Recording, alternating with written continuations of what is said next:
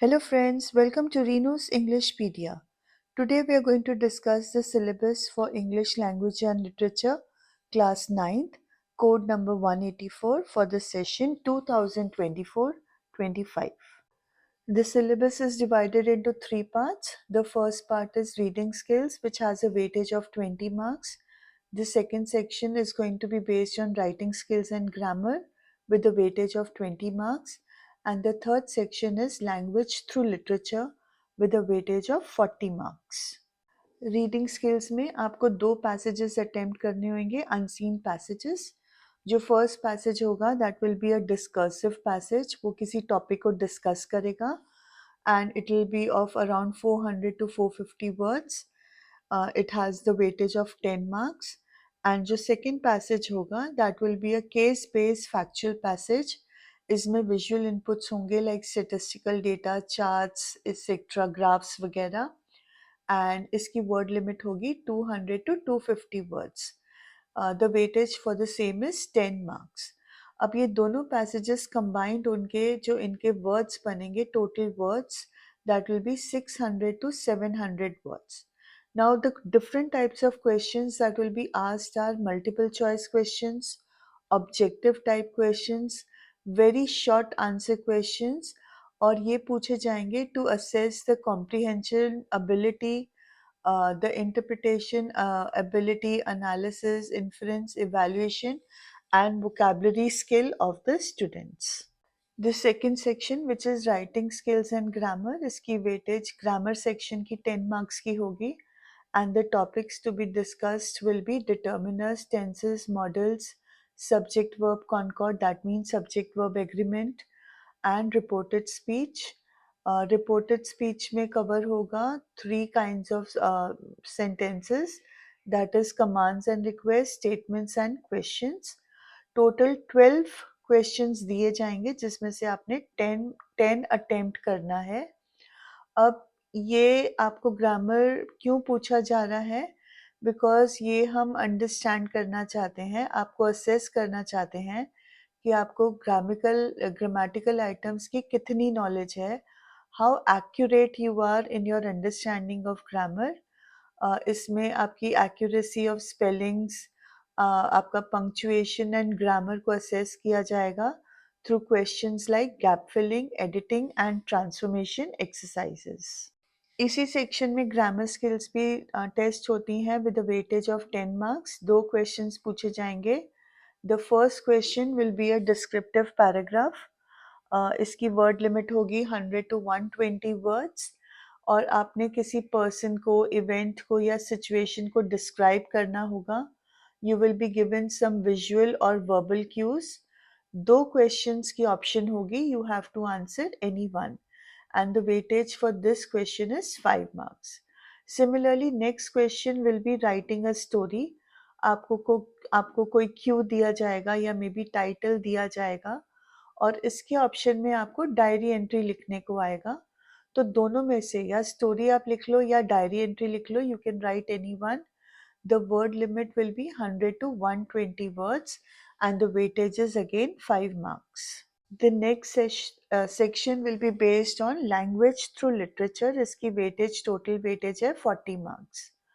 अब इसमें आपको दो questions आएंगे, both of them मतलब दूसरे भी आएंगे, but the sixth and the seventh question will be extracts. The first extract will be based from drama or prose.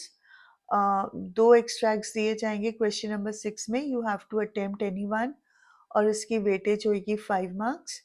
और जो सेकेंड एक्सट्रैक्ट होएगा that will be based on poetry. Again 2 extracts होंगे poetry के. You have to attempt any one. इसकी भी weightage होगी 5 marks की. अब ये वाले क्वेश्चंस में ये भी होता है कि कई बार आपको 2 मार्क का क्वेश्चन भी पूछ लिया जाता है, राइट? तो उसकी वर्ड लिमिट होती है 30 to 40 words. Otherwise the type of questions that will be asked are multiple choice questions, objective type questions, और ये असेस करेंगे आपकी इंटरप्रिटेशन स्किल्स को, आपकी एनालिसिस एबिलिटी को, आपकी inference, evaluation, critical appreciation and vocabulary skill को. The next 4 questions are going to be subjective with a weightage of 30 marks. इसमें क्वेश्चन 8 और 9 जो हैं वो शॉर्ट आंसर क्वेश्चंस हैं और 10 और 11 जो हैं वो लॉन्ग आंसर टाइप क्वेश्चंस हैं। क्वेश्चन नंबर 8 में 5 क्वेश्चंस दिए जाएंगे जिसमें से आपने 4 अटेम्प्ट करने हैं। They will be from the book Beehive and the word limit for each answer will be 40 to 50 words। ये असेस करेंगे आपके इंटरप्रिटेशन स्किल को, आपकी एनालिसिस, इन्फ्रेंस और इवैल्यूएशन को। हर क्वेश्चन की वेटेज होगी 3 marks. So the final weightage for question number 8 will be 12 marks. Similarly question 9 में आपको 3 शॉर्ट आंसर टाइप क्वेश्चंस पूछे जाएंगे जिसमें से आपने 2 अटेम्प्ट करने हैं। इनकी भी वर्ड लिमिट जो है वो 40 टू 50 वर्ड्स होगी and they will be from the book moments.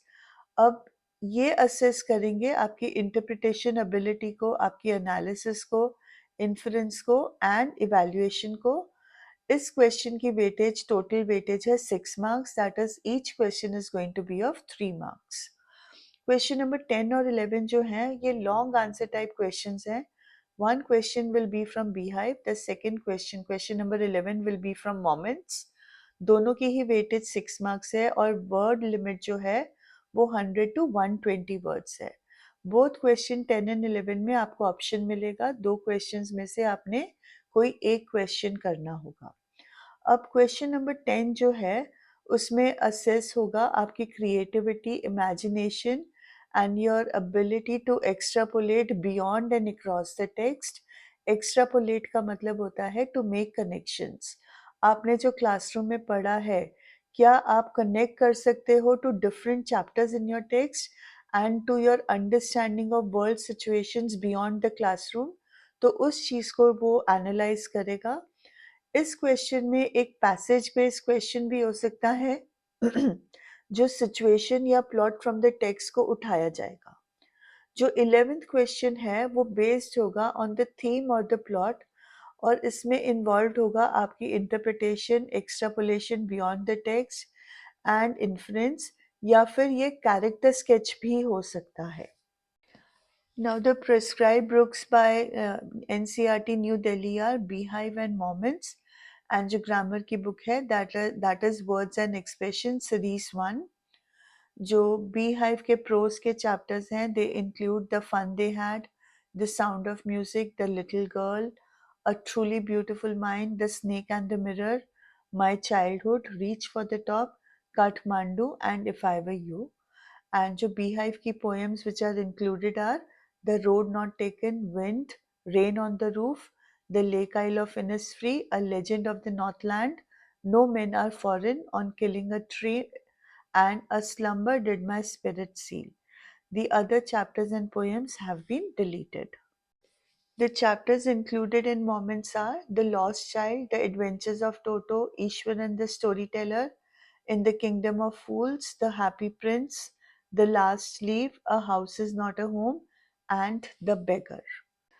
जो आपकी ग्रामर की बुक है उसमें the units 1 to 6 and units 8, 10 and 11 are included। That means the syllabus for last year and this year is absolutely the same। There is no change। अगर change कोई आएगा तो वो फिर न्यू सेशन 2025-26 में आएगा। अभी तक सीबीएसई ने कोई चेंज इनिशिएट नहीं किया है। अब टीचर्स को यहाँ पे एक एडवाइस दी गई है that you need to reduce the teacher talk time and you need to increase the student talk time।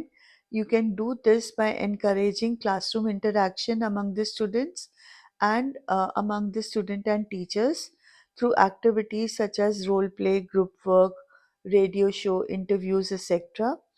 आपको क्वेश्चंस तैयार रखने चाहिए जो बच्चों के बीच में डिस्कशन को एनकरेज करें, बच्चों को पार्टिसिपेट करने के लिए मोटिवेट करें, वो अपने आइडियाज़ को मार्शल कर सकें। मार्शल करने का मतलब है स्ट्रीमलाइन कर सकें, अपने आइडियाज़ को एक्सप्रेस कर सकें और साथ ही साथ डिफेंड भी कर सकें। ये जो टेक्स्ट हैं ये एक ड्यूअल पर्पस सर्व कर रहे हैं। एक तो हमारे को इसमें स्टूडेंट्स की मिस्टेक्स हम डायग्नोस कर सकते हैं, उनके नॉन लर्निंग के जो एरियाज़ हैं उनको आइडेंटिफाई कर सकते हैं और हम इवैल्यूएशन को एक बच्चे का रियल इंडेक्स के उन्होंने कितना नॉलेज गेन किया है उसको हम एक ट्रू इंडेक्स बना सकते हैं। हमारे को हर स्किल को LSRW के all the 4 skills of language उनको हमें डिफरेंट टाइप ऑफ क्वेश्चंस के साथ असेस करना है, अंडरस्टैंड करना है और इम्प्रूव करना है। Okay, with this we come to the internal assessment. जो राइटिंग एग्जाम होता है that is of 80 marks weightage. जो 20 मार्क्स बचते हैं that is of internal assessment. Internal assessment में 5 marks is for ASL, 5 marks is for portfolio and notebook correction and 10 marks is for class test. अब यहाँ पे हम सिर्फ ASL डिस्कस करेंगे। ASL का मतलब है Assessment of Listening and Speaking Skills। अब ये जो स्किल्स हैं ये recommended है कि आप पूरे साल प्रैक्टिस करो। आप इनको कर सकते हो through art integrated projects like role play, skit, dramatization, right. ऐसे बहुत सारी एक्टिविटीज़ हैं जो आप इनको यूज़ कर सकते हो। A complete list of activities is available at cbseacademic.nic.in web materials पे।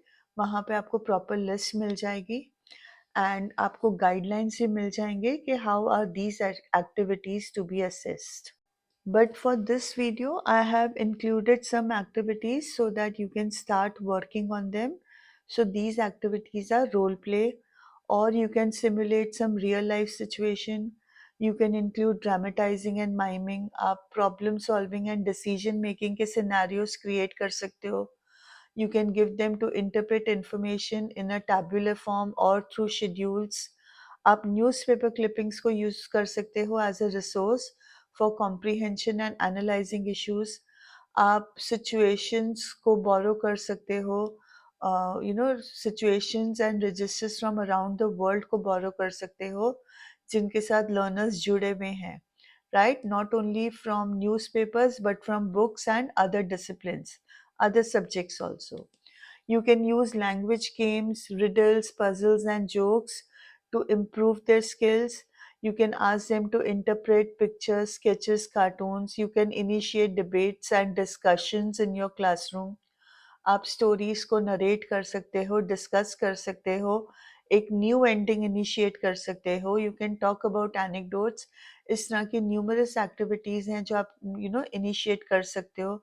You can ask students to recite poems and they are free to work in pairs and groups.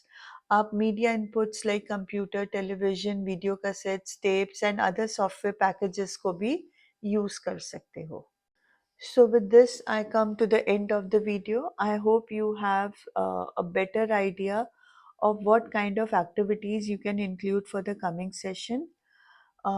Last year's session and इस साल का session में कोई change नहीं आया है. So you can continue with the same thing. And thank you so much for watching.